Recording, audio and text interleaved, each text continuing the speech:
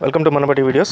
జేఎన్టీయూలో BTech join అవ్వబోతున్నారా? అయితే మీకు ఒక మంచి టిప్స్ అయితే చెప్పడం జరుగుతుంది. ఈ టిప్స్ ద్వారా మీకు ఫస్ట్ ఇయర్లో హైయెస్ట్ స్కోర్ సంపాదించుకోవచ్చు. ప్లస్ ఈ ఫస్ట్ ఇయర్లో సంపాదించుకునే స్కోర్ ద్వారా మీకు నెక్స్ట్ కమింగ్ ఇయర్స్ ఏవైతే ఉంటాయో కన్సిక్యూటివ్ సెకండ్ అండ్ థర్డ్ ఫోర్త్లో ఇన్ కేస్ ఒకవేళ మీకు తక్కువ మార్కులు వచ్చినా సరే మీకు ఎక్కువ మార్కులు వచ్చేటట్టుగా ఇది ఉపయోగపడుతుంది అనమాట. సో దాని ఆ ప్రాసెస్ ఏంటి? చాలా సింపుల్ అండ్ ఈజీ టిప్స్ అండి. వీటిని ఫాలో అయితే చాలు మీరు ఈజీగా మార్క్స్ అయితే స్కోర్ చేసేసుకోవచ్చు.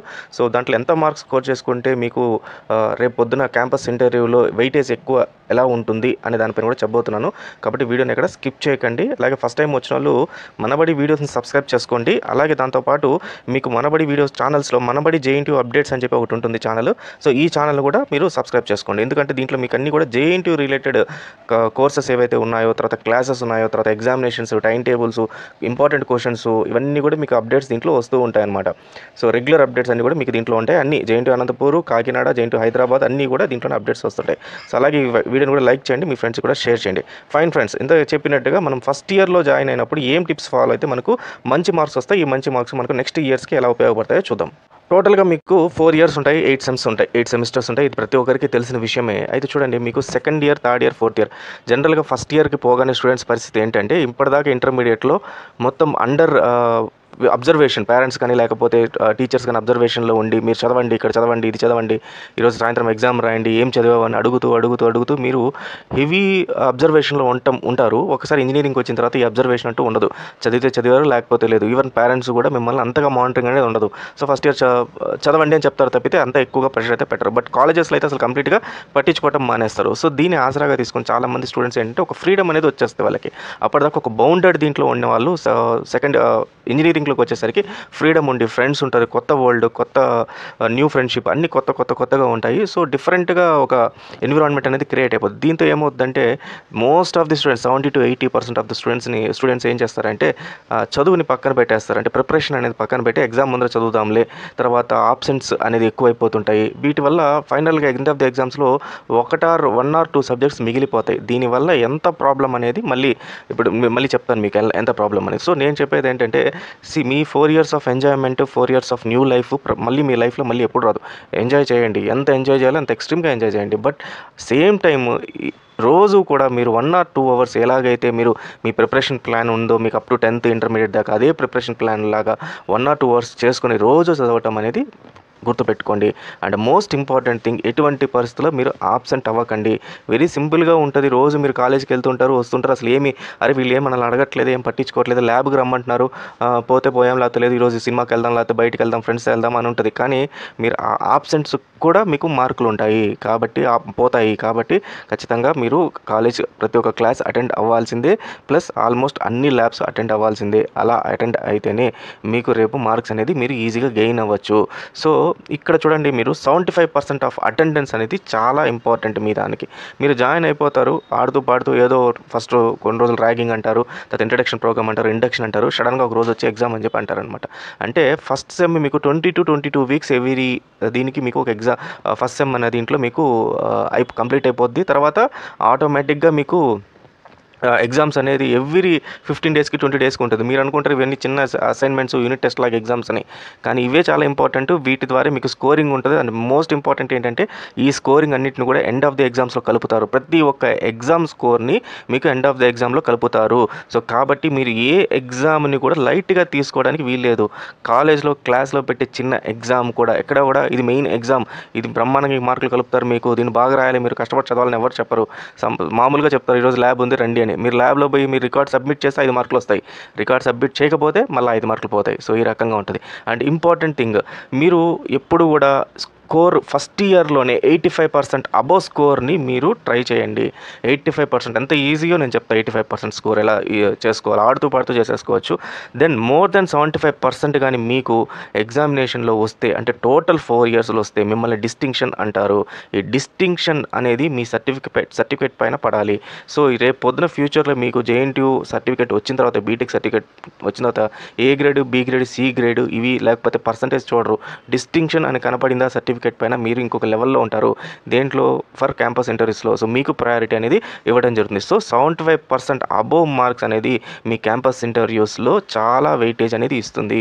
కాబట్టి మీకు 75% మినిమం అనేది ఉండాలి. 75% average first year, second year, third year, fourth year కలిపితే 75%, not only first year. So first ఇయర్లో మీకు ఎంత తెచ్చుకోవాలి, ఈ యావరేజ్ రావాలంటే 85% తెచ్చుకోవాలి. ఎందుకంటే ఫర్ ఎగ్జాంపుల్ చెప్తాను, సెకండ్ ఇయర్లో, థర్డ్ ఇయర్లో అండ్ ఫోర్త్ ఇయర్లో మీకు ఎక్కడైనా కూడా అవకాశం కుదరలేదు. ఒకవేళ సెకండ్ ఇయర్లో 70% వచ్చింది. సో 70 + 85, ఇక్కడ 85 ఉంది మనకి ఫస్ట్ ఇయర్ అనుకుందాం. దాని థర్డ్ ఇయర్లోకి వచ్చేసరికి మళ్ళీ కొంచెం ఇంప్రూవ్ అయ్యి మీరు 75 తెచ్చుకున్నారు. ఫోర్త్ ఇయర్లో మళ్ళీ 75 తెచ్చుకున్నారు. ఇప్పుడు 75. సో ఇక్కడ 5% తగ్గింది. ఈ 5% ఎక్కడి నుంచి వస్తుంది, ఫస్ట్ ఇయర్ నుంచి ఈ వెయిటేజ్ వస్తుంది. సో ఫస్ట్ ఇయర్లో స్కోరింగ్ అనేది చాలా ఈజీ. అండ్ దట్టు ఎందుకు స్కోరింగ్ వస్తుందో కూడా ఇక్కడ చూపిస్తారు చూడండి. సో ఈ టిప్ ఏంటంటే, మీరు ఫస్ట్ ఇయర్లో ఆల్రెడీ ఇంటర్లో బాగా ప్రాక్టీస్ చేసేసి వెళ్ళిపోయి ఉంటారు. అంటే ఇంటర్లో చదవటం రోజు రుబ్బించుకుంటూనే ఉంటారు. జేఈ అని చెప్పి, ఎంసెట్ అని చెప్పి, నీట్ అని చెప్పి. సో వీటికి అన్నిటికీ అలవాటు అయిపోయి ఉంటుంది. కాబట్టి ఆ స్టడీ ప్యాటర్న్ని కంటిన్యూ చేయండి. మీరు ఫర్ ఎగ్జాంపుల్ ఇంటర్లో 5 to 6 అవర్స్ పర్ డే చదివితే ఇక్కడికి వచ్చేసరికి అట్లీస్ట్ 1 to 2 అవర్స్, ఎవరు చెప్పకపోయినా సరే ఎవ్రీడే ఇంట్లో 1 to 2 అవర్స్ స్పెండ్ చేసి స్టడీకి ఖచ్చితంగా ఒక టైం అలొకేట్ చేసి 2 గంటలు పక్కనే కూర్చొని ఫోన్స్, వాట్సాప్లు, ఇన్స్టాగ్రామ్లు, యూట్యూబ్లు అన్నీ పక్కన పడేసి 2 అవర్స్ చదవండి. 1 to 2 అవర్స్ ఖచ్చితంగా చదవండి. దీంట్లో మీ రికార్డ్స్ కంప్లీట్ చేసుకోండి. రోజు చెప్పిన ఏదైతే ప్యాటర్న్ ఉంటుందో ఎగ్జామ్ మీరు కాలేజ్లో అవి తీసుకొచ్చి చదవండి. అంటే మోస్ట్ ఇంపార్టెంట్ థింగ్, ఎక్కడెక్కడ మీరు మీకు క్లాస్ నోట్స్లో అట్లా ఇవ్వరు, వాళ్ళు చెప్పుకుంటూ పోతుంటారు. మీరే రఫ్ నోట్స్ అనేది ఒకటి రెడీ చేసుకోవాలి. ఈ రఫ్ నోట్స్ని రెడీ చేసుకొని ఇంటికి వచ్చి దాన్ని ఫెయిర్ కాపీ కింద తయారు చేయండి. ఒక నోట్స్ లాగా తయారు చేయండి. చాలా బుక్కులు దొరుకుతాయి, అన్నీ దొరుకుతాయి. కానీ మీరు ఓన్గా ప్రిపేర్ అయ్యి మీరు ఓన్గా తయారు చేస్తే బుక్స్, ఈ నోట్స్ ప్రిపేర్ చేస్తే దానికి వెయిటేజ్ ఉంటుంది, మీకు అర్థమవుతుంది. ఎగ్జామ్ ముందర ఇది చదువుకుంటే సరిపోతుంది. ప్లస్ దీనికి సంబంధించిన టెక్స్ట్ బుక్స్ లైబ్రరీలో దొరుకుతాయి, లైబ్రరీ నుంచి తెచ్చుకోండి. సో ఓన్గా ప్రిపేర్ అవ్వండి. Then subjects and topics are same. Mostly intermediate first, second, 10th ఏవేవైతే సబ్జెక్ట్స్ టాపిక్స్ ఉన్నాయో అవి కొంచెం ఎన్హాన్స్ అయిన సబ్జెక్ట్స్ అయితే కనబడతాయి తప్పితే మీకు అంతగా డిఫరెంట్గా ఉండే సబ్జెక్ట్స్ కొన్నే ఉంటాయి. అంటే లాంగ్వేజ్ ఫర్ ఎగ్జాంపుల్ ప్రోగ్రామింగ్ అని వాటి గురించి ఏదైనా ఇంట్రడక్షన్ అట్లా ఉంటుంది కదా తప్పితే మీకు ఎంత ఎక్కువ ఏమీ ఫస్ట్ ఇయర్లో ఉండదు. కాబట్టి మీకు చాలా ఈజీ సబ్జెక్ట్స్ అండ్ టాపిక్స్ ఇవన్నీ మీరు ఆల్రెడీ ఇంటర్మీడియట్లో వాటి చదివారు కాబట్టి దాన్ని మళ్ళీ రిఫ్రెష్ చేస్తున్నట్టు అనమాట. కాబట్టి మీకు ఈజీ సబ్జెక్ట్స్ చదివేశారు, మళ్ళీ రిఫ్రెష్ చేసుకోండి. సో దీని ద్వారా మీకు ఇంకా టాపిక్ పైన కమాండ్ అనేది పెరుగుతుంది. అలాగే సబ్జెక్ట్స్ అండ్ టాపిక్స్ ఆర్ ఈజీగానే ఉంటాయి అనమాట. సేమ్ కాబట్టి మీకు ఈజీ చదివారు కాబట్టి అవన్నీ ఈజీ. సో వీటన్నిటిని దృష్టిలో పెట్టుకుంటే ఫస్ట్ ఇయర్ అనేది మనకు చాలా easy. So first year examination pattern ఎలా ఉంటుంది, సో ఇంకా ఎగ్జామినేషన్ ప్యాటర్న్లో ఎంత ఈజీగా స్కోర్ చేసుకోవచ్చో కూడా నేను ఇప్పుడు మీకు చూపిస్తాను. తర్వాత ఇక్కడ చాలా గమనించండి, టోటల్గా 160 క్రెడిట్స్ ఉండాలన్నమాట. అంటే మీరు మొత్తం ఫస్ట్ 4 years 8 సెమిస్టర్స్లో మొత్తం కలిపి 160 క్రెడిట్స్ ఉండాలి. CGPA వచ్చి more or greater than or equal to 5 ఉండాలి. అటెండెన్స్ మినిమం 75% ఉండాలి. సో ఇది నేను ఇందాక చెప్పాను కదా మీకు క్యాంపస్ ఇంటర్వ్యూలో ఎలా ఉపయోగపడుతుంది. సో మీకు అటెండెన్స్ ఎప్పుడైతే పెరుగుతుందో, అటెండెన్స్ పెరిగే కొద్దీ మీకు మార్క్స్ అనేది స్టాండర్డ్గా ఉంటాయి. అలాగే మీరు ఎక్కువ 75% డిస్టింక్షన్ అనేది పెరగగానే మీకు రేపొద్దున క్యాంపస్ ఇంటర్వ్యూస్లో మీకు ఎవరైతే హైయెస్ట్ మార్కులు ఉన్నాయో వాళ్ళకి వెయిటేజ్ ఇవ్వడం జరుగుతుంది. సో ఇది గుర్తుపెట్టుకోండి, ఇది ఎవరు చెప్పరు మీకు. సో మీరు వెయిటేజ్ ఎక్కువ మార్కులు ఉంటే మీకు వెయిట్ అబ్బా వీడియోతో మంచి ఇంటెలిజెంట్ లాగా ఉన్నాడు, ముందు వీడిని చూద్దాము, అన్నీ ఫస్ట్ మీకు మీ పైన గుడ్ ఇంప్రెషన్ ఉంటుందన్నమాట. ఇంకా మీరు ఇచ్చే ప్రజెంటేషన్ అవన్నీ నెక్స్ట్ వేరే టాపిక్స్ అవి ఎట్లా తెచ్చుకోవాలని నెక్స్ట్ వీడియోలో చూద్దాము. కానీ అయితే మొత్తం ఫస్ట్ ఇంప్రెషన్ అనేది వచ్చేస్తుంది కాబట్టి వెయిటేజ్ 75% వెయిటేజ్ అయితే ఉండండి. సో ఇది టోటల్గా మీకు ఇచ్చే టిప్స్ కానీ లేకపోతే టోటల్గా ప్యాటర్న్. ఇప్పుడు ఎగ్జామినేషన్ ప్యాటర్న్ ఎగ్జామ్లో ఎలా స్కోరింగ్ చేసుకోవాలో చూపిస్తా చూడండి. మీకు మొత్తం total exams, theory exams, practical exams ఉంటాయి. సో థియరీ ఎగ్జామ్స్ మామూలుగా యాజ్ వెల్ యాజ్ అట్లానే మీకు ప్రాక్టికల్ ఎగ్జామినేషన్స్ కూడా ఉంటాయి అనమాట. అంటే ఫస్ట్ ఇయర్ ఫస్ట్ సెమ్ నుంచి. సో మొత్తం మీకు first sem, second sem first ఇయర్లో ఉంటాయి. ఇలాగే సేమ్ సెకండ్, థర్డ్, ఫోర్త్ ఇయర్లో ఉంటాయి. ఈ ప్యాటర్న్ కూడా ఎగ్జామినేషన్ ప్యాటర్న్ కూడా ఇదే పద్ధతిలో ఉంటుంది. కాబట్టి చాలా ఈజీ. ఫస్ట్ ఇయర్ అయితే ఇంకా డెడ్ ఈజీ. కాబట్టి దీంట్లో చూడండి, దీంట్లో మీకు థియరీ ఎగ్జామ్స్ని 2 రకాలుగా అంటారు. ఒకటి ఇంటర్నల్స్, మిడ్స్ అంటారు. తర్వాత సెమ్ అండ్ ఎగ్జామ్స్. అంటే ఇంటర్నల్స్ అంటే మనం ఎట్లా తీసుకోవచ్చు అంటే సమ్మటివ్ ఎఫ్ఏస్ అంటారు కదా, ఎఫ్ఏస్, యూనిట్ టెస్ట్లు అట్లా అంటారు కదా, వాటిని ఇంటర్నల్స్ వాటిగా తీసుకోవచ్చు అనమాట. సెమ్ అండ్ ఎగ్జామ్స్ అంటే ఫైనల్ ఎగ్జామ్స్ అనమాట. లాస్ట్లో ఎండ్లో జరుగుతాయి కదా, యాన్యువల్ ఎగ్జామ్స్ అని చెప్పి అనుకోండి. లేదా ఇది క్వార్టర్లీ, హాఫ్ ఇయర్లీ అట్లా కూడా తీసుకోవచ్చు. Then 40 marks. వీటికి ఇంటర్నల్ ఎగ్జామ్స్కి 40 మార్క్స్ ఉంటుంది. ఒక ఇంటర్నల్ ఎగ్జామ్కి 40 మార్క్స్ ఉంటాయి. 2 ఎగ్జామ్స్ జరుగుతాయి మీకు. ఇంటర్నల్స్ అనేవి 2, ఒక సెమ్ ఎగ్జామ్ అనేది మొత్తం టోటల్గా 3 ఎగ్జామ్స్ జరుగుతాయి. అయితే ఈ ఇంటర్నల్ ఎగ్జామ్స్ 2 జరుగుతాయి. ఈ రెండింటిని యావరేజ్ తీస్తారు. అంటే ఫర్ ఎగ్జాంపుల్ ఫస్ట్ ఇంటర్నల్లో మీకు 40 మార్క్స్ కానీ 35 వచ్చింది. సెకండ్ ఇంటర్నల్ దాంట్లో మీకు 40 కానీ 30 వచ్చింది అనుకోండి. 35 + 30 = 65. సో మీకు యావరేజ్ వచ్చి 32.5 అవుతుంది. అనమాట. సో అంటే ఇంటర్నల్స్లో మీకు వచ్చిన మార్కులు ఎంత 32.5. సో కాబట్టి యావరేజ్ తీస్తారు. సో యావరేజ్ అయితే ఖచ్చితంగా మీరు ఆ రెండింటికి ఈక్వల్ వెయిటేజ్ ఇవ్వాలి. అవి ఇంటర్నల్స్ అంటే కాలేజ్ మీరు డైరెక్ట్గా వస్తారు, లెక్చరర్ వస్తారమ్మా ఈరోజు ఈ టాపిక్ పైన ఎగ్జామ్ అమ్మా అంటారు, అవునా సార్ అని చెప్తారు, మీరు ఒకసారి మిస్ చేశారా ఖతం అయిపోతుంది. లేదా దాంట్లో సర్లే సరిగ్గా చదవాలి కదా నిన్నటి దాకా ఏముంది ఏదో ఒకటి రాద్దామని పోయినారా, సో ఆల్మోస్ట్ మీరు అనుకున్న 85% టార్గెట్ ఇది ఉంది ఇక్కడ మిస్ అయిపోద్ది. కాబట్టి ఇంటర్నల్స్ని మిడ్స్ని ఎటువంటి పరిస్థితుల్లో మీరు చులకనగా అంటే ఈజీగా తీసుకోకండి, చాలా దాని గురించి కూడా సీరియస్గా తీసుకోండి. దెన్ దీనికి ఇంటర్నల్స్ మార్క్స్కి పాస్ పర్సెంటేజ్ వచ్చి 35, అంటే 40 మార్కులకి మీకు 14 మార్కులు వచ్చి ఉండాలి. అలా వస్తేనే మీరు పాస్ అనమాట. సో పాస్ మార్క్స్ అనేది చూసుకోకండి. 40 మార్క్స్కి మీరు 38 మార్క్స్ మినిమం వచ్చేటట్టుగా ప్లాన్ చేయండి. అది కూడా చాలా ఈజీ, ఎలాగా చూపిస్తాను చూడండి ఇక్కడ. సో మీకు ఎలా అంటే ఫస్ట్ దీంట్లో part A, part B, assignments, viva అని 4 ఉంటాయి. పార్ట్ ఏ అంటే మీకు 10 మార్క్స్ ఉంటుంది. ఈ పార్ట్ ఏ 10 మార్క్స్ అన్నీ కూడా మల్టిపుల్ చాయిస్, అంటే మీరు మామూలుగా ఎంసెట్ రాసేటప్పుడు ఉంటాయి కదా, ఆ రకంగా మల్టిపుల్ చాయిస్ ఉంటాయి, నెగిటివ్ మార్కింగ్ ఉండదు. సో కాబట్టి ఈజీగా 1 మార్క్, ప్రతి ఒక్క దానికి 1 మార్క్ అనమాట. మీకు టాపిక్ గుర్తుంటే ఈజీగా ఇక్కడ 1 మార్క్ వచ్చేస్తుంది, అంటే 10 మార్క్స్ ఈజీగా ఇక్కడ స్కోర్ చేయొచ్చు. దెన్ పార్ట్ బిలో డిస్క్రిప్టివ్గా రాయాలి. పార్ట్ బి అంతా డిస్క్రిప్టివ్, దీనికి టోటల్గా 20 మార్క్స్. అంటే మీరు 4 క్వశ్చన్స్ రాయాలి. ఎన్ని ఇస్తారు? 6 క్వశ్చన్స్ ఇస్తారు, అంటే 2 చాయిస్ వెళ్ళిపోతాయి. 4 క్వశ్చన్స్ ఈచ్ ఏంటి 5 మార్క్స్. సో 5 × 4 వచ్చి 20 మార్క్స్ అనమాట. సో ఈ 20 మార్క్స్లో సో మీరు 6 టాపిక్స్ కాబట్టి మీరు కనీసం 8 to 10 టాపిక్స్ చదువుకోగలిగితే, అంటే మొత్తం కలిపి ఎగ్జామ్ అంతా కలిపి 8 to 10 అయితే 3 చాప్టర్సే ఉంటుంది అంతే. సో 3 చాప్టర్స్లో నుంచి 8 to 10 క్వశ్చన్స్ చదవగలిగితే చాలు. దాంట్లో 4 రాస్తే చాలు, మీకు 20 మార్క్స్. సో 20కి 20 మనకు పడకపోతే 15 అనుకుందాం, లేదా 18 మార్క్స్ అని అనుకుందాం. సో ఇక్కడ ఒక 18 మార్క్స్ మీరు ఈజీగా సంపాదించుకోవచ్చు. దీంట్లో 10 మార్క్స్ ఈజీగా సంపాదించుకోవచ్చు. Multiple choice. 2 అసైన్మెంట్స్ ఇస్తారనమాట. ఈ అసైన్మెంట్స్కి 5 మార్క్స్, 2 అసైన్మెంట్స్ ఈచ్ 5 మార్క్స్. దీంట్లో కూడా యావరేజ్ ఇస్తారు ఇందాక చెప్పినట్టుగా. సో ఒక అసైన్మెంట్స్ అంటే మీరు వాళ్ళు చెప్పిన నోట్స్ అనుకోండి. సో అట్లా అసైన్మెంట్స్ ఇచ్చేస్తారనుకోండి, ఈజీగా దాంట్లో ఒక 5 మార్క్స్ అక్కడ వచ్చేస్తాయి. 5 to 5 మార్క్స్ ఈజీగా ఇక్కడ మీకు పడిపోద్ది. దెన్ అది కొంచెం నీట్గా బాగా డెకరేషన్ చేసి హ్యాండ్ రైటింగ్ బాగుండాలి అసైన్మెంట్స్కి, అది గుర్తుపెట్టుకోండి. Then 5 marks for viva, PPT, poster. So viva కానీ పీపీటీ కానీ పోస్టర్ కానీ, పీపీటీ పోస్టర్ వచ్చిందంటే ఇంకా మీకు డామ్ షూర్ 5 మార్క్స్ పడినట్టు.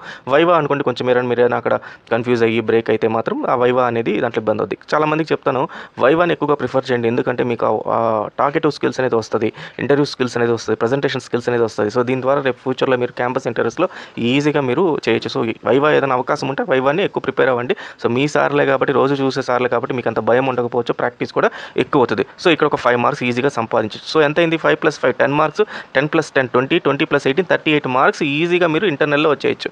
అంటే మనం అనుకున్న 85 మార్క్స్ ఏవైతే ఉన్నాయో దాంట్లో మీరు ఆల్రెడీ 38 మార్క్స్ సంపాదించేసుకున్నారు. ఇంకా ఎంత కావాలో మనకు 40 ప్లస్ ఇంకొక 45 మార్క్స్ వస్తే సరిపోద్ది. సో నెక్స్ట్ ఏంటంటే sem and exams. So sem లాస్ట్లో ఎగ్జామ్స్ జరుగుతాయి. ఇఫ్ యాన్యువల్ ఎగ్జామ్స్ అనుకోండి, ఫస్ట్ సెమిస్టర్ యాన్యువల్. సో దీనికి 60 మార్క్స్ ఉంటాయి. దీంట్లో పాస్ పర్సెంటేజ్ వచ్చి 35%, 21 మార్క్స్ అనేది మీకు పాస్. దీని అయితే దృష్టిలో పెట్టుకోకండి. మన టార్గెట్ వచ్చి 50 మార్క్స్ అనేది టార్గెట్. సో టార్గెట్ 50 ప్లస్ ఇది ఒక 38 కాబట్టి 85 మార్క్స్ ఈజీగా వస్తుంది మనకు.